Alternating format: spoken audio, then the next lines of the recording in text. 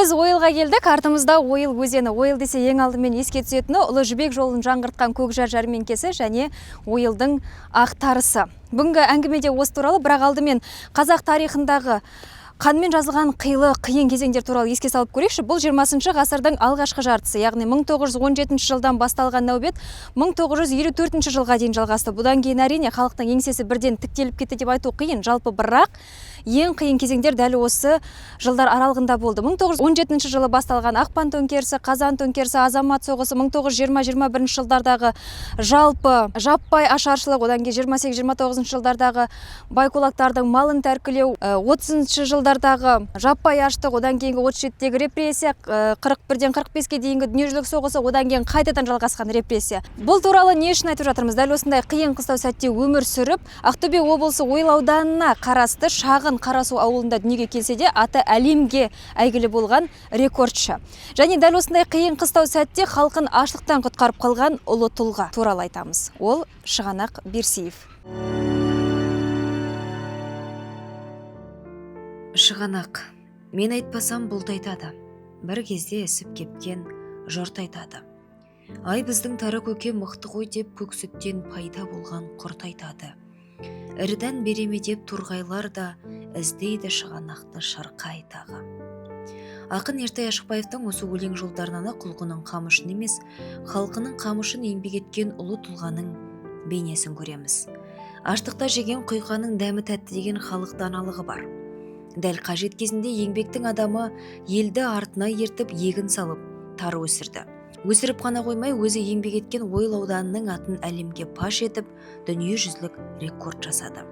Ол рекордтың мықтылығы сондай, техника мен технология дамыған заманда да. Араға 82 жыл салса да, ол рекордты әлі ешкім жаңартпады. Бірақ рекордтан да биік тұратын дүние бар. Ол халық қамы. Ең қиын кезеңде елі жүдеп, жоғалудың аз-ақ алдында тұрғанда, нәрі мол тары өсіріп, оның жаңа сортын шығарып халыққа аш жалғау етті. Бірақ бүгінде қарны тоқ қазақ баласы үшін оның аты тек кітап беттерінде қалып бара жатқаны өкінішті ақ. Қазақтар бұрында бірмен бірі кездесіп, мал жан амандығын сұрасқаннан кейін қай елсің, кімсің дейді ғой. Сол сияқты біздер енді Шығанақ Берсиевұлының кім дегенде бұл әлім тайпасы Кете руынан Аққошқар, Аққошқардан Евескі, Евескіден Жұлдыз, Жұлдыздан Телғара, Телғарадан Мырзатай, Мырзатайдан Досқана. Досқана бұл Берсенің әкесі. Досқанадан жаңғыз бала болған Берсе. Досқана сол 1860-1890 жылдары Жем, Ойыл өзендерінің бойында көшіп жүрген. Берсенің жалғызылы Шығанақ болғандықтан, Шығанақтың 1881 жылы дүниеге келген. Ол содан кейін 18 жасында 1898 жылы жаңағы біздің әжеміз Зәруге үйленген. Зәру әжеміз ден олар 15 құрсақ көтерген, 15. Шығанақ 9 жасынан өз бетімен шөп шауып, туған жерінен жұмыс таппай Гурьевке балық кәсіпшілігіне аттанады. 2 жылдай жұмыс істеп, Ойыл өңіріне қайта оралып, бірнеше жыл байларға жалшы болады. Кейін Көкжар жәрмеңкесінде тракторде жұмыс істейді. Ес білгеннен еңбекке араласқан Шығанақтың оқуына мүмкіндік болмайды. Нақты тары өсірумен 1938 жылы айналысып бастағанымен, бұған дейін де егіншілікпен айналысып көрген еді. Алғаш рет 1919 жылы шығыр орнатып 4 отбасы 3,5 жерден 2800 пұт астық алады. Елден кетер кезінде осы астықтан 10 пұттай алып ұра қазып көміп кетеді. Алғашқы жаппай аштық жылдары 1920-1922 жылдары Қарақалпақстан мен Түркменстанда болады. 1923 жылы елге қайтып, 1927 жылға дейін Ойыл мұжықтарының сиырын бағып күн көреді. Бір ашаршылықты бастан кешкен Шығанақ 31-33 жылдардың ашаршылығына тағы тап болады. Осы кезде бұрынғы көмбесін тауып, балаларға көже қылады. 1937 жылы екі кеспекті ақылын тауып, күнге кепкен ескі шығырын қайта қосып, тары егуді бастайды. Байқағаныңыздай бұл қиын кезең еді. Қайткенде де адамға азық болатын, елге көмек болатын жол іздеді. Бұл туралы немересі әжесінің естелігімен былай дейді.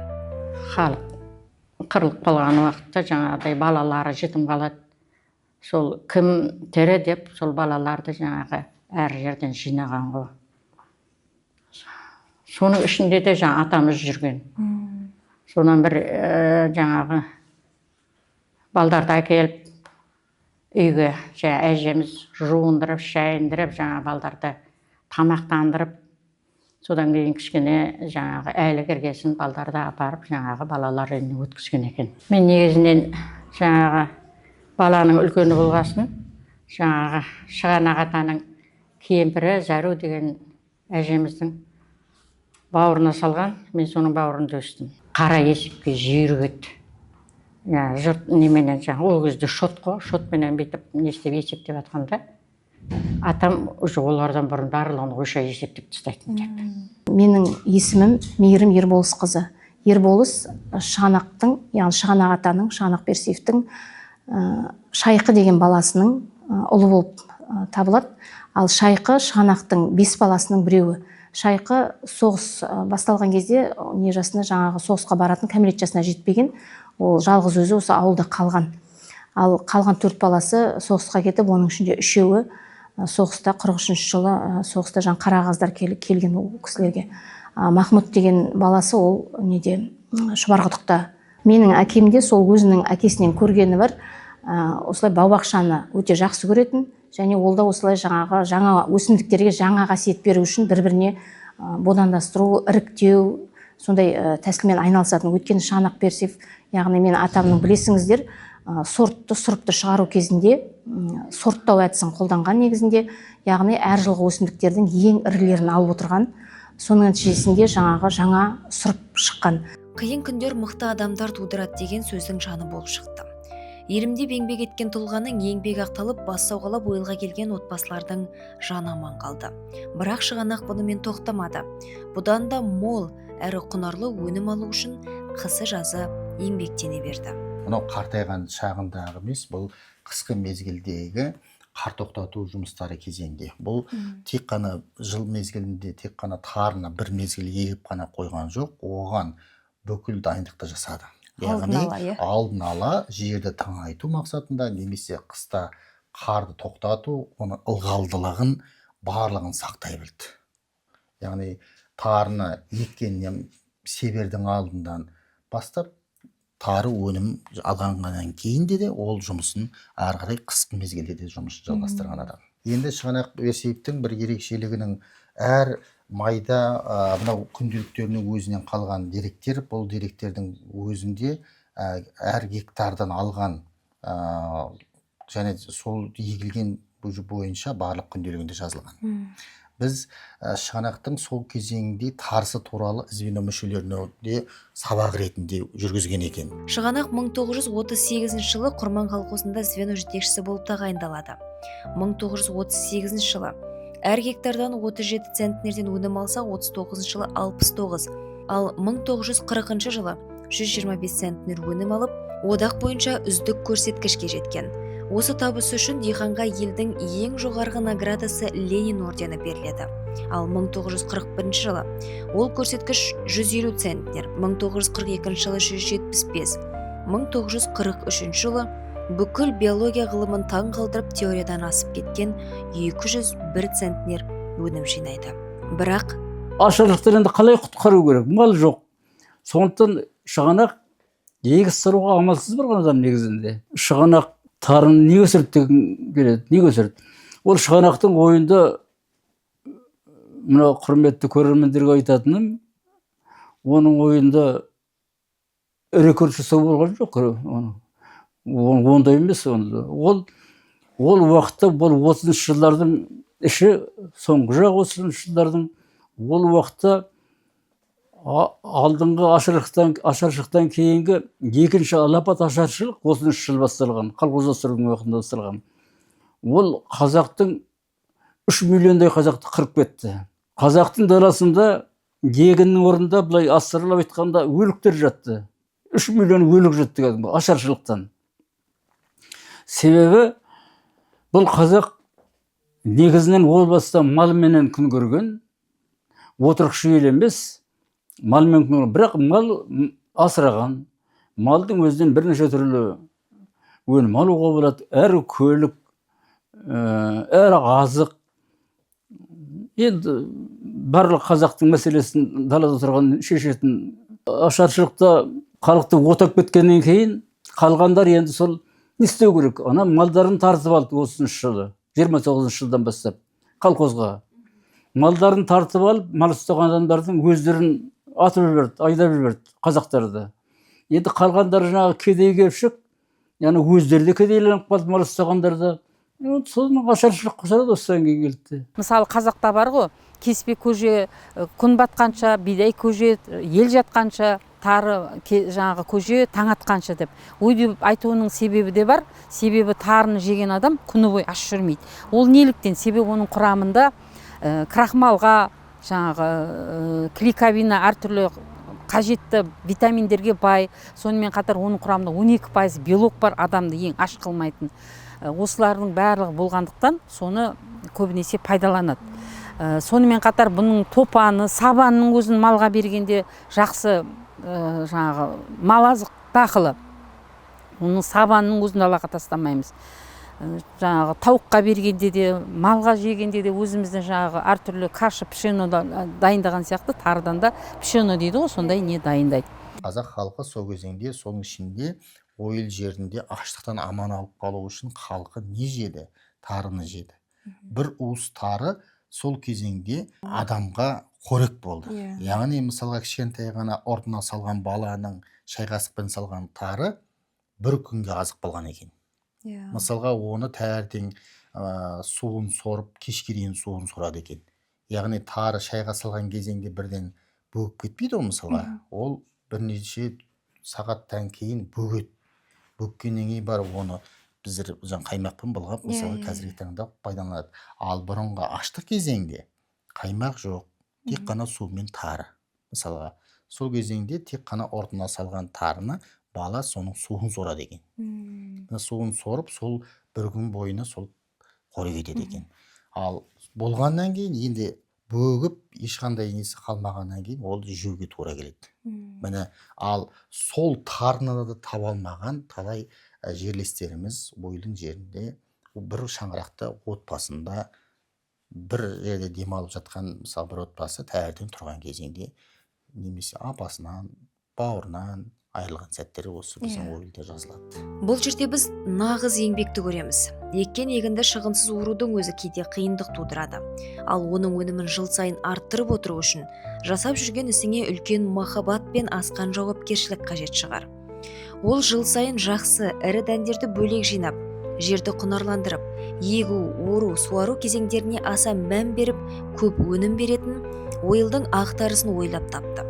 Бүгінде қатардағы дақылдардың тізіміне еніп кеткен тары дақылын, шығанақтың ақтарысын қайта қолға алып, еңбек етіп жүрген Ринат Оспанбетов атаның еңбегіне таңдан басқа болмайды дейді. 25-30 сантиметрден артық өспейді ол қызылтары. Ол суармайды, құрғаққа шығады. Алланың берген жауынымен, ылғалмен шығатын тары. Ал мына тары өте күтімді қажет етеді. Бұған жылы керек, жарық керек. Айналасында тал ештеңе көлеңке болмау керек. Жел болмау керек қатты. Сосын су мол болу керек. Деректер бойынша бір сезонда 4 рет суарылған дейді. Мен бірақ бұл тарының 4-тен көп суды қажет ететінін байқадым өзінің үйімде. Сол қызыл тарының беретіні бір бас, 2 бас береді әргет. Ал бұл тарының беретіні өте бойшаң, суарған сайын қатты өседі. Мен өзім үйімдегі тары 135 сантиметрге жетті, бойы ең ұзыны. Қысқалары 90-ға жетті биіктігі. Сосын бұның бір сабағын, бір жақсы толық өскен осындай сабағын алып, масақты санадым, ерінбей. 4000-ға жақындағанда мен өзі жаңылдым, бір 40 минуттың үстінде отқан шығармын. Дәнді үштіктеп санау невозможно. Бұлай айтқанда бізге 3000 дән берсе де бірден 1 килограмм ексек біз 3 тонна дән алуға болады деген сөз. Бұл өнімдірек, бұл бір түйір масақ бермейді. Бір сабақтан жоқ дегенде сезонына 3 или 4 масақ алуға болады. Бұл қиған сайын басқасы өседі жанынан. Бұлтардың сондай қасиеті бар. Бірінші ол басын кесіп алса, бірінші масағын, екінші, үшінші масағын толтыруға тырысады. Олар пісе бастағанда оларды кессе, егер күз күн жылы болса, су болса, ылғал. Бұл 4-ші, 5-ші, 6-ші масақты да береді. Қиын кезде халқына қамқор болған тұлғаны ел ұмытпайды. Республика бойынша дақылдың жалпы егіншіліктегі үлесі 1945 жылы 50,3%-ды құраудың өзі үлкен көрсеткіш. Әлі де үлкен өнім алуды мақсат қылған Берсеев 1944 жылы сырқаттанып өмірден озады. 1944 жылы Шығанақ Берсеевтің есімін мәңгі есте қалдыру және оның жоғары өнімді егін өсіру әдістерін насихаттау туралы қаулы шықты. Ол қаулыда пирамида орнатылсын, ән, кітап жазылсын, ауыл шаруашылығы студенттеріне стипендия тағайындалсын, портреті салынсын сынды міндеттер бекітілді. Шығанақтың туған ауылында Қарасу елді мекенінде қазақ сәулет өнерінің көшбасшысы Төлеу Бәсеновтің жобасымен даңқ мұнарасы салынды. Ғабиден Мұстафин Шығанақ романын жазды. Тіпті Москвада бүкілодақтық халық шаруашылығы жетістіктерінің көрмесі деген көрме ашылды. Оны енді бүгінгі жас ұрпақ біле бермейді. 49 жылы ашылды. Соғыстан кейін мына Кеңес одағының жетістіктерін, ғылымдағы, өнердегі, шаруадағы, саясаттағы барлық саладағы жетістіктерін баяндау үшін жасалған. Сол көрмеде 16 республиканың әрқайсысының өзінің жеке павильоны болды. Ол жеке павильон, жеке ғимарат деген сөз. Сол әр республика сыйғызды өзі. Айтайын деген үлкен баян. Сонда Қазақстанның жеке павильоны болды. 16 республиканың ішінде. Сол павильонның кіреберісінде 2 адамның монументалды ескерткіш тұрды. Аяғы менен, бойы менен тұрған. Біреуі Шығанақтың ескерткіші, екіншісі Жамбылға арналған. Шығанақ Берсеев атындағы Ойлы аудандық өнер және өлке тарихы музейі. Бұл музей 2003 жылдардан бастап, осы біздің жерлесіміз Әнуар Өтеген Тана дейтін ағамыздың қылқалам шебері сол кісінің кезеңінде өнер және өлке тарихы музей болып ашылған болатын.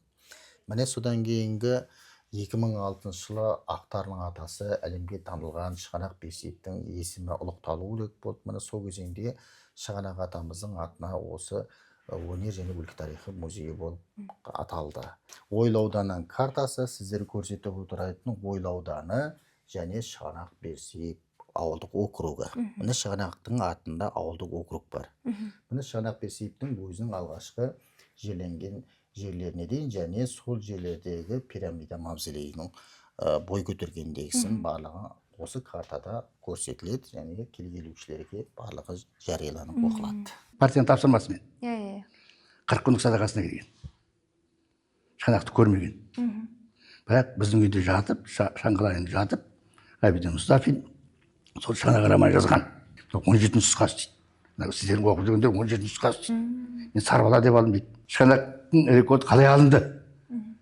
Қалай алынды? Соны жаз деп айтайды. Оның тұлға ретінде емес, оны рекордшы ретінде көрсет. Қалай алынды? Соны ана кітаптан көрінетін болсын деп айтады. Көбінен соны оқымайды да, сосын айтады, ойбайды. Арандапты, өтіп қой. Өз заманында осындай еңбек еткен ердің есімі тоқтық заманында да ұмытылмау керек. Неге мұра қалдырмайды? Мұра қалды ғой. Соны неге жастарға, еңбек адамдарына, мысалы алтын сарайында оқу ағарту адамдарына береді, көкірек төс белгі болады. Бізде неге Шығанақ атамыздың еңбек адамдарына, ауыл шаруашылығына неге бермеске? Және де кезінде біз оқыған кезімізде Ленинский стипендият деген болды. Жоғарғы стипендиялар алды шәкіртақы. Және біздің осындай студенттерге аграрлық салада оқығандарға сондай тағайындалса, және осының атағы берілсе, бұрын беріледі де берілмей қалған екен. Ақтөбе жоғары ауыл шаруашылық колледжіне Шығанақ Берсеев аты берілсін деген. Сөйтіп бізде 22 жылы осы атамыздың атағына толықтай заңды түрде ие болдық. Бәріміз білетін ашаршылық тек 1920, 1921, 1931, 33 жылдары болып біте қалған сияқты көрінеді. Бірақ елдің жартысы қырылған ашаршылық нәубеті соғыс жылдары да біте қоймады. Елде қалған балалар мен үлкендер тапқан таянғанын әскерге жіберіп отырды. Дәл осындай ашаршылық уақытында тары дақылын өсірудің өзінде мағына бар сияқты. Жалпы өзім мамандығым агроном, сондықтан колледжге келгенде осы колледжіміздің аты Шығанақтың атамыздың атында болғандықтан, неліктен ол атамыз осындай жоғары 201 центнер гектарынан өнім алды, оған қалай жетті деген сұрақ маған да қызықты болды. Сондықтан былай тарихи нелерді қарағанымда атамызда сол тарыны 4 рет суарып, арым шөбін жұлып, қойдың қиын беріп, күл араластырып, жерді жақсылап құнарландырып, соның нәтижесінде алған деген деректер болды. Сондықтан мен өзім заманауи үлгіде тамшылатып суару негізінде осы тарыны 22-23 жылдары 2 жыл қатарына тамшылатып суару негізінде өсірдім. Сол кезде Ақтөбе өңірінде жалпы тарыдан 8 центнер, 10 центнер жоғары дегенде өнім алып жатқанда мен 27 центнер өнім алдым. Тарыны жауынгер дақыл деп атайды. Не себеп жауынгер дақыл деп айтуының себебі арпа, бидай, басқа дақылдар жоғары күтімді, мына климатта жаңбырды күтеміз. Себебі олар суармай өсірілетін дақыл ғой.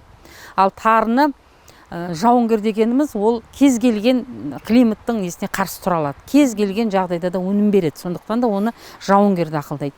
Жалпы мысалы орыс әдебиеттерінде оқысаңыз, осы тарыны запасная культура дейді. Яғни мысалы арпа, бидайды егіп болғаннан кейін майдың басында июньға дейін егер жалпы өнім шықпай қалса, сол жерге тарыны егеді екен. Себебі олай деуімнің себебі арпа, бидай 90-110 күнде пісетін дақыл, вегетациялық кезеңі, ал тары 60-70 күнде.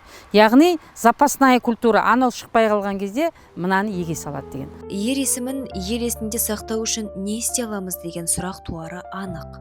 Шығанақты дәріптегенде соның ісін ары қарай жалғастырған тәуір көреміз. Себебі енді біздің елімізде 3 адам ғой атақты. Ыбырай Жақаев, Жазылбек Қуанышбаев, Шығанақ Берсиев. Сол үшеуінің еңбек адамын жастарға айтып, солай жастар соны қолдаса. Кілең агрономдар ғой жарысымыз. Солардан сұрайым ғой, Шығанақты танисыңдар ма деп. Көбісі танымайды. Себебі Шығанақ біздің Ақтөбеден шыққан, Ойылдан шыққан. Бірақ мен айтамын, Союздың кезінде агрономияда оқығанда кітаптың бірінші бетінде Шығанақ Берсиев рекордсмен деген тұратын еді ғой. Неге соны білмейсіңдер деп өзім сұрақ беріп жатқаным ғой. Мейлі ол соғыстың кезінде болған адам шығар. Қазіргі таңда сол Шығанақтың атын әлі де шығарып, сол колледжде осындайды екті дегенді егіп, сондай өнім алыпты десек, Шығанақ атамыздың атын жаңа біз айтқандай республикаға танытуға мүмкіндік болар еді деген өзімнің ойым бар да, жоспарым да бар. Қазақ тек мал бағып қана күн көре алатын егін салымен ісі жоқ халық. Қолынан келмейді деген пікірді жоққа шығарып қана қоймай, оған бүкіл әлемді сендірді. Қазақ даласынан көшілгері дамып кеткен батыс елдері Шығанақтың еңбегін мойындап, оған толассыз хат жолдады. Шығанақ Берсиевке келген хаттарда шек болмады. Оның тең жартысы әлемнің әр түкпіріндегі агрономдардың сұрақтары болса, қалған жартысы Қызыл әскердің жауынгерлерінен келген алғыс хаттар еді. Өйткені Шығанақ тек өзі өмір сүрген елдің қамын ғана жасамай, әскер қорына өз есебінен 250 пұт тары, 50 мың сом ақша тапсырды. Бұл әрекетіне Сталин Құрман колхозы звено бригадирі Берсиев Шығанақ жолдасқа, Қызыл армияға істеген қамқорлығыңыз үшін Берсиев жолдас сізге рахмет. Біздің армияны ешбір күш жеңе алмайды деген телеграмма жолдайды. Ендігі уақытта осылай тарымен тәттілеп, терлеп шай ішетін болсаңыздар, міндетті түрде дәл осы тарының артында үлкен еңбек ері Шығанақ Берсиев тұрғаны және бүгінгі таңда шайға дәмдеуіш ретінде ғана және бірнеше десерт түріне ғана пайдаланатын тары дақылы бір кездері халықты аштан алып қалған дақыл екені естеріңізде болса екен дейміз. Және халқымыз ешқашан ондай нәубетті енді бастан өткізбесе екен.